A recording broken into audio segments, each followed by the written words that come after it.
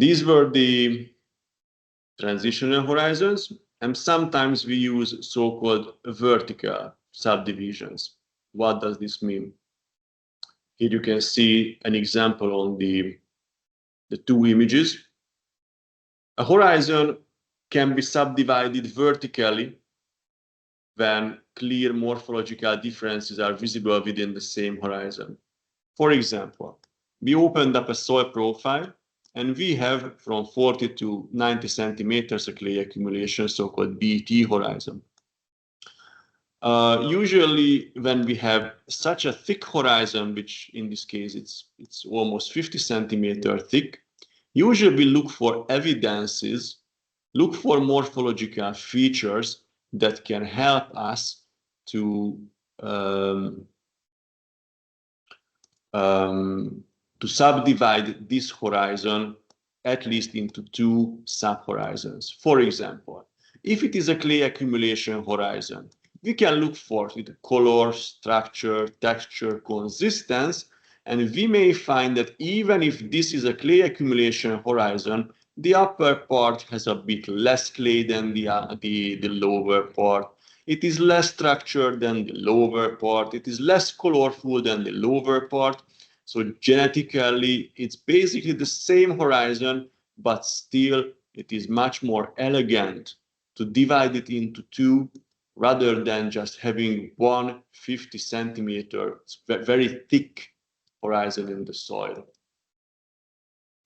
Discontinuities in the soil. So this is so just going back to the vertical subdivisions. Vertical subdivisions are basically the letters put as a suffix after the horizon designation. BT1 means that is the first part of the clay accumulation horizon, and BT2 means that this is the lower second part of the clay accumulation BT horizon. Discontinuities is when we put numbers as prefix before the master horizon letters. I won't go into very deep details because it's not necessary to understand this in much depth. Usually this means when we put a number as a prefix that the material on which the soil has been developed is a layered soil. For example, if we have a flat plain soil, and usually flat plain soils have the horizons of the flat plain soils have usually very different coarse fragment content, because flat plain soils are usually already originally layered soils. So in this case, when we see, for example, very high change, very significant change in the coarse fragment content in such soils, we indicate this change by putting an Arabic number as a prefix before the horizon name. Okay, this was the brief overview of the master horizons, and let us jump to the so-called subordinate characteristics, which are the small letters which we put as a suffix next to the letter of the master horizon. Let's start with the suffix A, E, and I. These are those suffixes that are used only for H and O horizons, which are, as we were discussed today, these are the organic horizons. And usually in organic horizons, in horizons that do not contain very high amount of mineral particles, they consist mostly of undecomposed organic material. This is the only property that we check on the field, how decomposed the organic material is. And these categories, as you can see, they indicate different level of organic matter decomposition. For example, if we have a peaty soil here, which consists of H horizons, but we see that the upper part has a lot of undecomposed organic material than compared to the underlying horizons. This is what we can indicate with these suffixes. The A suffix is used when we have slightly decomposed organic material, which means that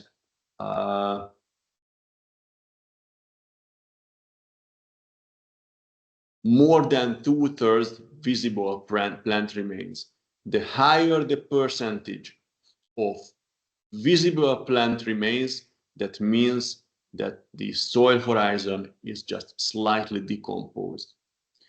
When we have less visible plant remains in the soil, approximately 50 and 65% by volume, this is when we apply the E index, HE.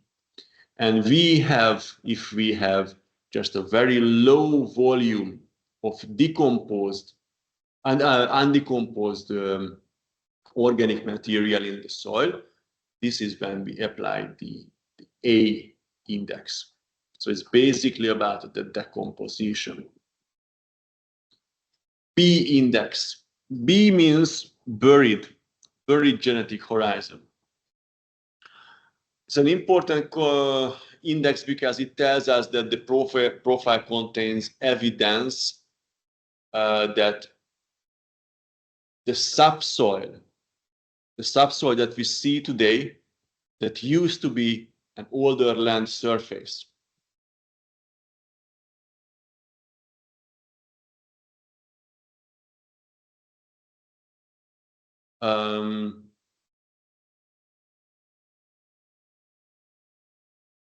so here we can see that we have a dark organic matter rich subsoil, which used to be a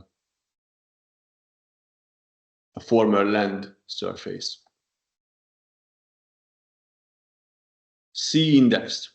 C index means concentrations or nodules. This is the suffix C, which means discrete concentrations of different kinds of mineral materials, which are clearly distinguishable from the surrounding soil matrix. They are usually harder and more compact than the surrounding material. And in Liberian conditions, usually these concretions are made of iron, iron-rich nodules. If we see reddish concretions in the soil, they are mostly iron concretions. If we see blackish concretions, they are mostly manganese-rich nodules or concretions. It's important to mention here that in the tropical regions, the concretions are mostly iron concretions, but we have many kinds of mineral concretions, like in our climate, in the Carpathian Basin, these concretions are mostly carbonate concretions. In more arid areas, gypsum or silica concretions dominate, for example. But in the tropical regions, iron-rich concretions dominate. D. D means dense. D means dense, physically root restrictive layers. They are very firm or compact. They show strong resistance to root penetration. They have restricted pore space. They make the movement of water and air very difficult, and roots concentrate above these dense layers because roots cannot penetrate these dense layers. Usually they are anthropogenic. They have anthropogenic origin, having dense layers in the topsoil are usually the result of compaction in the soil.